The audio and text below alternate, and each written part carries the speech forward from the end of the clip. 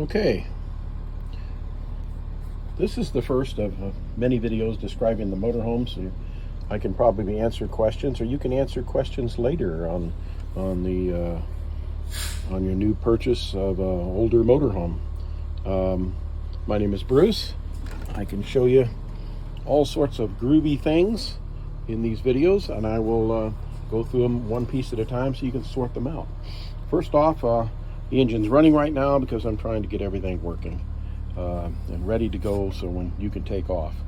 And instead of me teaching you a bunch of stuff that you don't want to hear, you can go through these later and anytime you want. Anyway, let's review some of the stuff here. This is a 4320 Newmar Dutchstar. It has it's the low end of the Newmar factory versions. There are many of them. The Mountain Air and the Essex are one of the top, and they're about $2-3 million. They're very expensive. And then the bottom line one, which is you know, the not very expensive ones, are the 800,000, you know, and like that. They're pretty good, but they're, you know, they're not as expensive. Obviously, they have a lot of features. Anyway, I'm going to go through the dash and show you what we have here. Most of this stuff is pretty much self-explanatory, like overhead fans, you know. Make a big noise up here behind you. Keep the glass from fogging up, I guess. Anyway, there's switches in here, and you can probably figure it all out for yourself. This here is a charger for the solar panel that used to sit on the roof.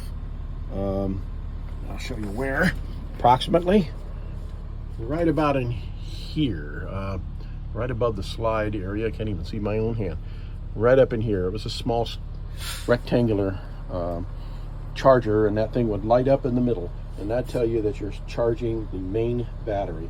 That panel is gone. The wiring is still in the ceiling, and I sealed over it with you know, with a tape, and then sealed around it. But that is no longer there. You can hook it up. You can find another panel. It's 12 volt, and it connects. The wires go down to here, and that's what that button is. You'll notice on this dash, I modified the dash, and right here, this is the generator start switch.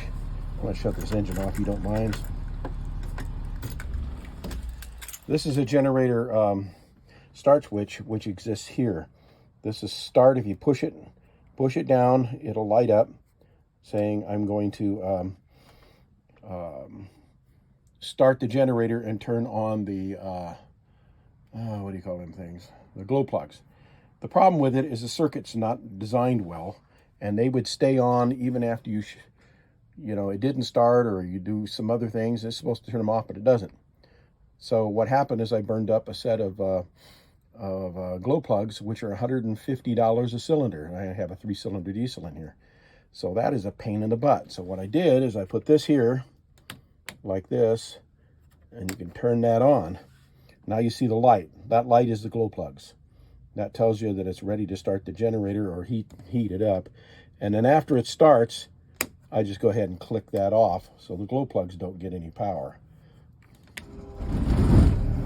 I just started the generator, and it says to stop it. All you have to do is hit the button. Well, and then hold it. Anyway, that's how that works. So that's why that was put in there, to bypass that circuit so that it won't burn up glow plugs. Costly, let me tell you, really costly. Never seemed to get this to work right. It's a small box underneath the dash, and it might work. I'm just not real sure. I have another walkie-talkie I tried with it. It didn't seem to work. Here is your camera system, and I got a few adjustments in here. You have a left-hand side camera. When you turn on the turn indicator, it looks that way, or you can select it with this selector switch. A right-hand side camera, and it has the back camera, obviously, and you can adjust the back camera up and down. The right camera has a wire. All the cameras hook up behind this stereo. That right camera has a loose connection, and you'll go down the road and all of a sudden it works just fine. Then other times it doesn't work. So if you're wondering how come I don't get a right camera, it's not broken, just got a crappy connection. Okay, what else we have? Gauges. Let's look at these gauges. All these gauges work. The oil pressure gauge, if you set for a long period of time and not run this engine, this oil pressure gauge will not work. Remember that you're driving a C9 engine in here, and it's got a Huey pump, which means that it uses oil pressure to operate the fuel injector system. It's a hydraulic system, hence Huey. Anyway, that gauge will stick. When that gauge sticks and the engine's running, it's not that you're out of oil, it's just the gauge is stuck. Because if you were out of oil, your fuel injectors wouldn't work. Pretty simple. There is a sensor that's in the engine. You can get to it underneath. Tell any mechanic anywhere anybody's got a lift, they can go underneath and change out that sensor, and that would probably be a good thing. But the gauge works. Sometimes it sticks. Okay, water temperature works good. Usually hangs around 170 over to that other little tick right there. Miles per gallon work. Jacks down works. These air pressure gauges, there's two of them. One is for the front and one's for the back. You have two systems that use that air. One of them is the back airbags and the front airbags. So when the engine's first started and you are dumped, we'll discuss that in a little bit. When you are dumped, it's going to take a while to pump the, you'll get a buzz and it'll nag you and say, you don't have any air pressure, don't drive down the road. That's a smart thing. But the air pressure system will tell you that it's, when it blows up, it'll start lifting the front end and lifting the back end up. Just let it do its job. If you take off down the road, and I'll mention that again later, with the air down on this chassis, you will probably rip a fender off the front of this vehicle. So let it pump up. That's important. Volts and fuel gauge. Those are okay. Air pumps work good, by the way. They work okay. Fuel gauge. Fuel gauge is a little bit of a liar. Let me explain. When it says full, it's truly full. When it says a half a tank, you're not a half a tank, you're about a quarter of a tank. The fuel gauge is not linear. It doesn't seem to want to work linear. It's never worked linear. If you get down to that quarter tick right there, if you get down to that, you could pretty much count on you're empty. If you don't find a gas station, I hope you like tow dealerships. I would never run it down that far. You might, I don't know. I tend, because water tends to get in the fuel tank, condensation if it's empty, I tend to keep my fuel tank high at all times. However, with gas prices and stuff like that right now, that's even harder to do. You'll have to review that, I guess. I don't know. Okay, you have the air brake switches and some switches in here. Battery boost, pedal heights, engine brake. Okay, how that engine brake works is off this transmission. This transmission control is right here. How it works is that as the engine is, as you're going down the road, if you see some steep hills coming or steep hills, downhill or uphill, what I do is I just turn it on.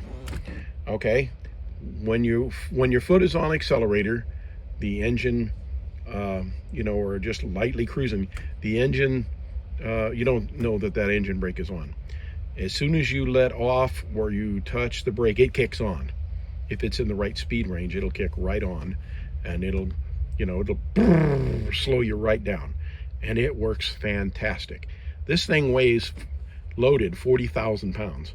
You do not want to go down the hill just on air brakes alone. That engine brake works fantastic. The biggest problem is you're going down the road later on, you're in the flats, you're in Walmart, whatever. You're going down the road, all of a sudden it seems to jerk, slowing down a little bit, and you go, oh yeah, turn off the engine brake. And that's what I do right now. This switch here doesn't work. And then the reason it doesn't work is not because it's broke, is because I changed the way the door lock works. And I'll show you where that is at in a little bit. Of course, that's the brake for the you know, your tow vehicle and stuff.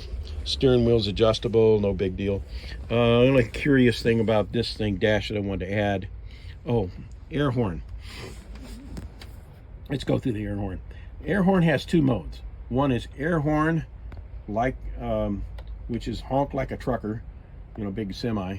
And then the other switch, when you turn it down, it's what do you call that? Car like honk. You don't get the air horn, it's just car. I disconnected the car horn. It's just under the what do you call it? Under the hood here. And the reason I disconnected it is I didn't like the little car horn, and it rings with the air horn at the same time, and I thought that was stupid. So you can just plug it up. I just unplugged it as well. So no big deal there. Okay, going through the rest of this stuff here.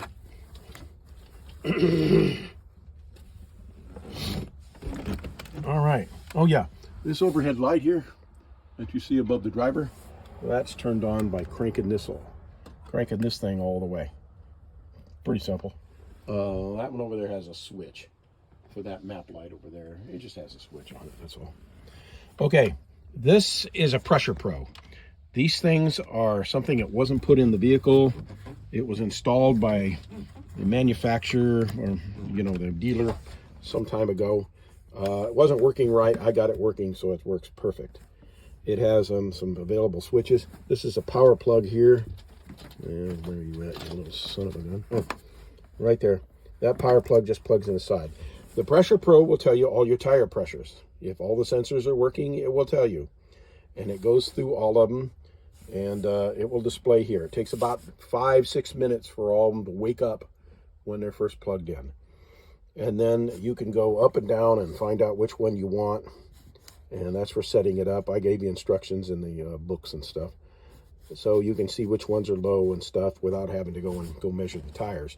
I put new sensors in it. Those sensors is only supposed to last 3 years constant, which means you leave this thing plugged up right here into here, they'll last 3 years. If you unplug it, they can last 10 years. So I decided to leave them unplugged unless I'm using the vehicle. F and B is forward and back. The back is your towed, and front is, of course, these. And you can tell what it's on by the lights. It'll flash green every once in a while to say, hey, I'm working. So that's pretty cool.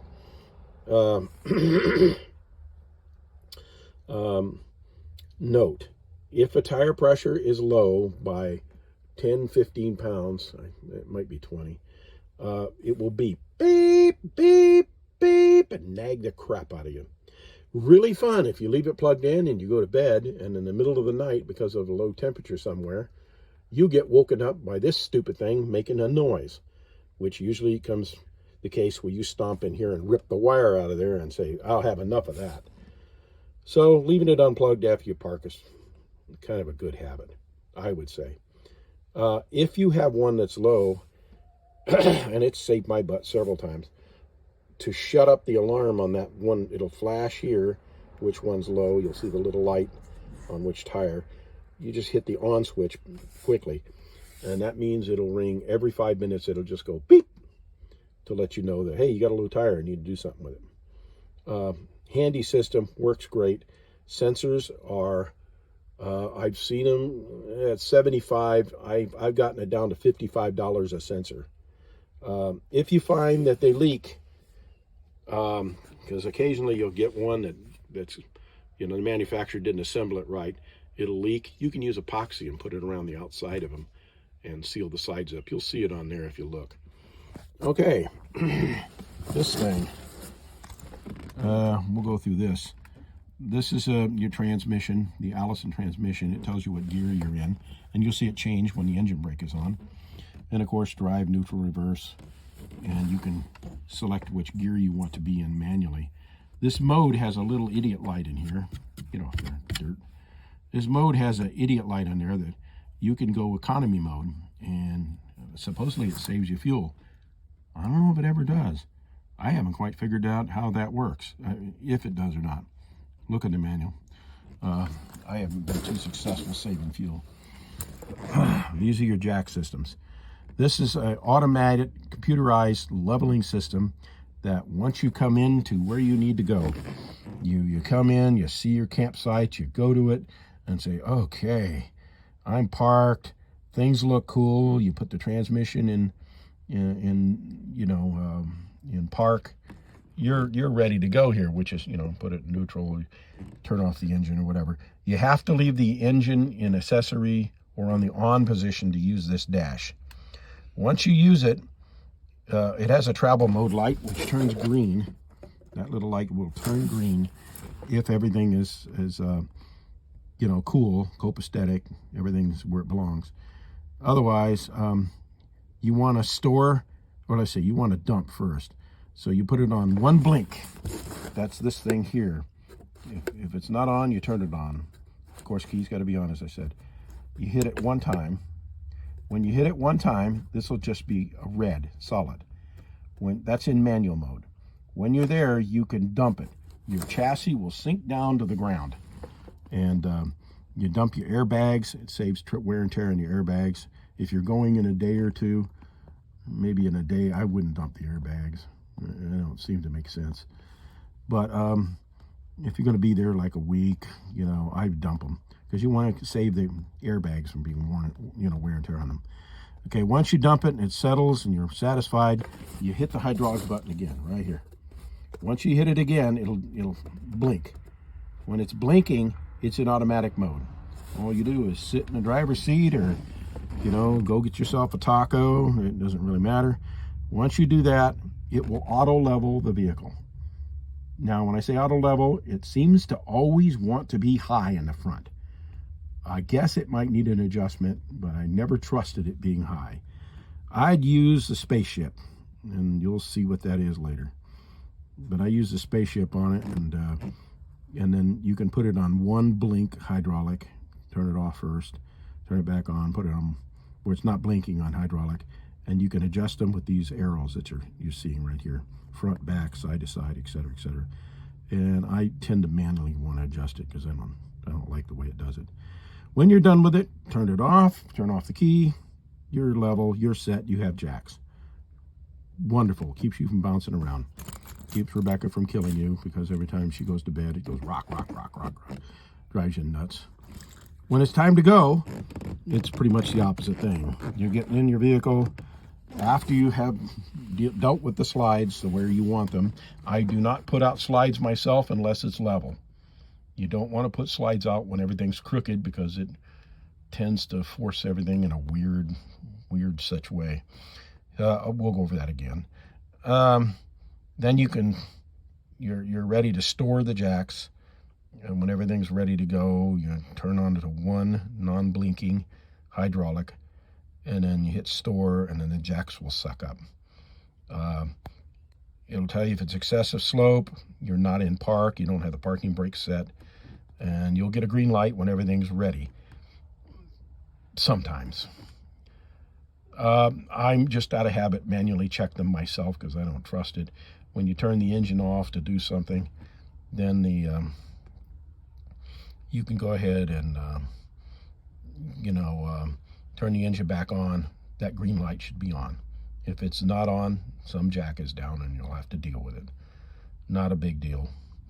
It's pretty simple. You get used to that one. That's it for the front. I think we got pretty much everything that I'm going to talk about anyway. We'll get up and okay, look at some more general stuff. I'm not going to get into specifics so much. Okay, that's your gauge stuff, and you know how all that works. Water heater, you have gas or electric. You can do both. I don't see the point. Block heater only works in when you're plugged up somewhere. Battery disconnect works. That works pretty well. These are your switches for the slides, LP gas, all that kind of stuff like that. That thing there used to be a meter for the unit that used to be in there for, what do you call those things? The inverter. I got rid of that inverter. Let me see, who manufactured that thing? Xantrax. It was a It wasn't a pure sine. It burned stuff up. Behind this cabinet is an electrical outlet that feeds the TV. I put a, what do you call that? I put a power strip in there so I can feed the TV directly. Otherwise, when you want to unplug the TV, you have to go behind this panel. I had to hold that once, and that was a real pain in the butt. Anyway, that takes care of that. And here, we'll review that later. This is your internet connection right here. PepWave, fantastic unit. And of course your DVD player, you know your dish satellite. And these are selectors. I have one of those cables coming from the satellite that comes through here from the roof, plugged into the connection that goes back. Instead of using a selector to go back, I connected up the cable right up to directly from the satellite back there, so I can run one of these units back there and one of these units up here. Pretty simple. It's not really complex. There used to be a Sony distribution, five speakers distribution system in here. It was dead when I got it, so I tossed it in trash. No use hauling around crap, it don't work. And that's what these speakers are driven by. Mostly now they're driven by the stereo system right there. TV cabinet has bolts in it that you can undo. It tends to slide back and forth, and you undo these bolts and then you can slide this forward. When you slide it forward, you got to push the TV one side, and of course it'll open. You'll notice on this that the TV is crooked. You'll probably see that going, why is this crooked? Why doesn't he do something about it? What is wrong with that guy? I'll tell you what's wrong. This little mount for the TV hooks up right here, has a little adjustment. That adjustment has to be done while the TV's off, and then you put it back on the slides.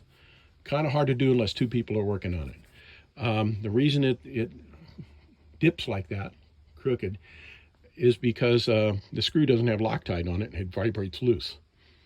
Such fun. Okay, we're just going over the general stuff right now. This thing here, I'll show you. That thing, that's a door awning. It doesn't work. It's not a fuse. It's a wire problem. It operates off of this. This one's for the door. This one's for the big awning that's right here that's long gone.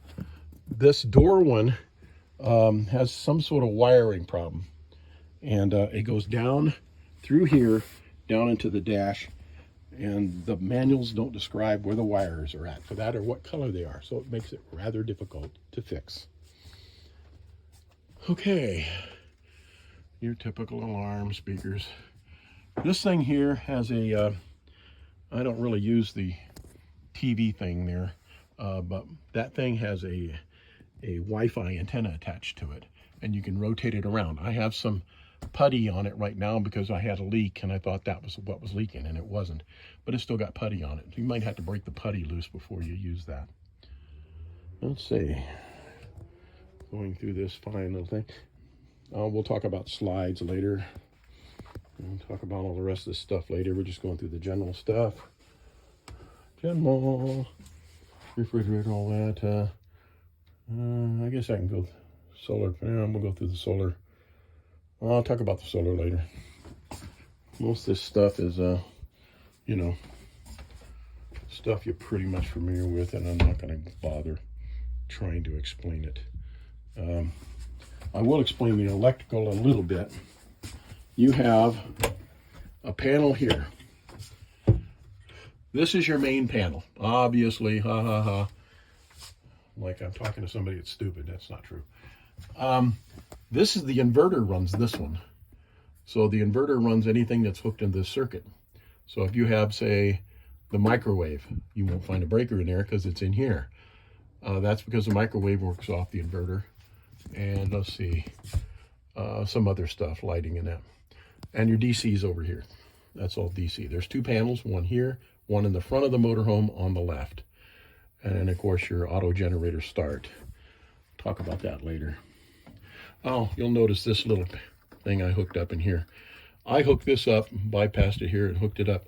And this gives me the voltage and current going through this this DC circuit.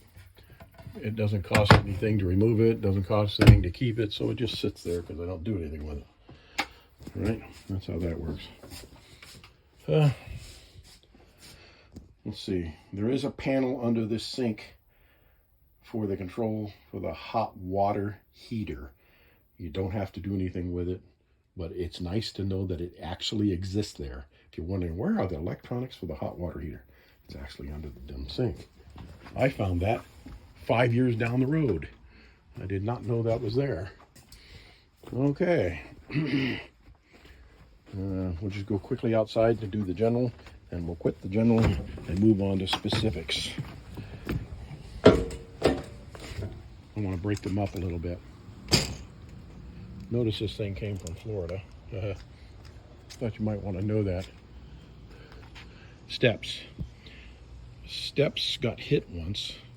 It hit a barrier and then broke the gears, broke a bunch of stuff. It took over a year to fix it, getting the parts slowly. There are all new parts in there.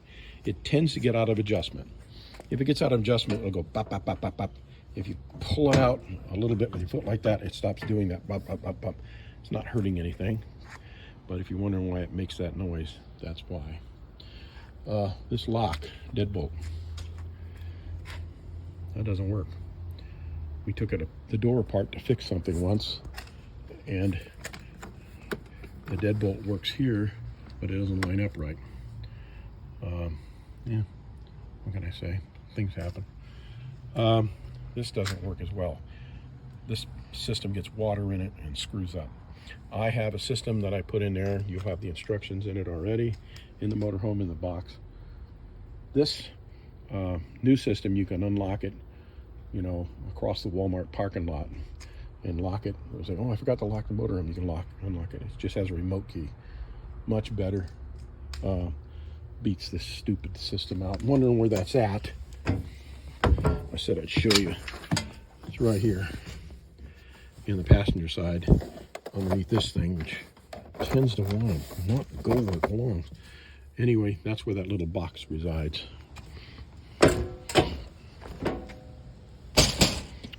That's one of those sensors for the tire. The fuel is on both sides. This side or that side don't matter. Generally, everything is what you would expect from a motorhome. Refrigerator. I guess I can talk about that real quick. There is a solenoid right here. I don't know if you can see it.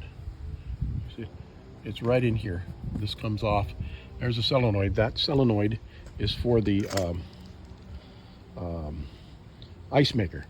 I disconnect the hoses and drain that stupid thing because I've already froze.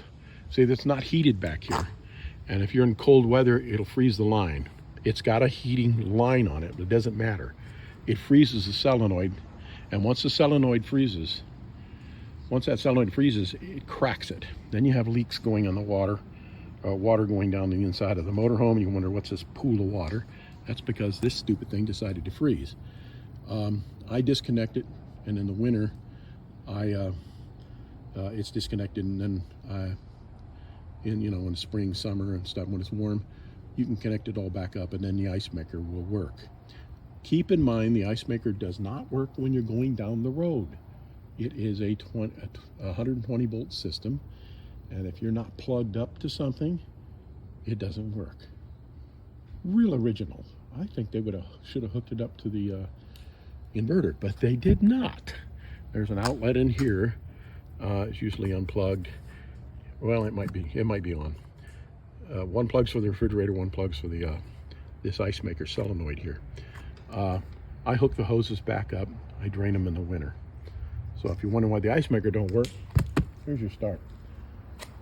This heater works great.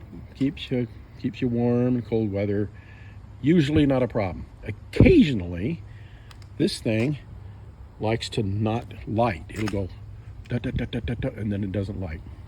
Da, da, da, da, doesn't light, and then you get an error. And then you have to turn off the heater, wait 2 or 3 seconds, turn it back on. Da, da, da, da, da, doesn't light. Da, da, da, da, da, doesn't light. Okay, What you do is you come out, undo these 4 screws, pull out this panel. When you pull out the panel, what is going to happen is you'll see a vent there. Go inside the motorhome again and do the same thing again. Start to light it, start to light it, start to light it, then it'll work. What causes that is the spring that's on this heaters to tell you that you don't have air. Yes, you have air, so I can light. It's safe to light. That little flapper valve spring is weak. You can't replace it. It's more of a change the whole damn unit. All you have to do is come out to undo those 4 screws and light it. It's fine. Put the screws back in. Never had a problem again. I mean, for a long time. So some stupid thing that goes on. In Colorado, when the air is thin, it tends to not work, and I leave it off while I'm up in Colorado at the campsite. And then when I leave, I go ahead and hook it back up again, you know, the panel, and make sure the screws are in it. Nothing particular about these things. Everything's about normal here.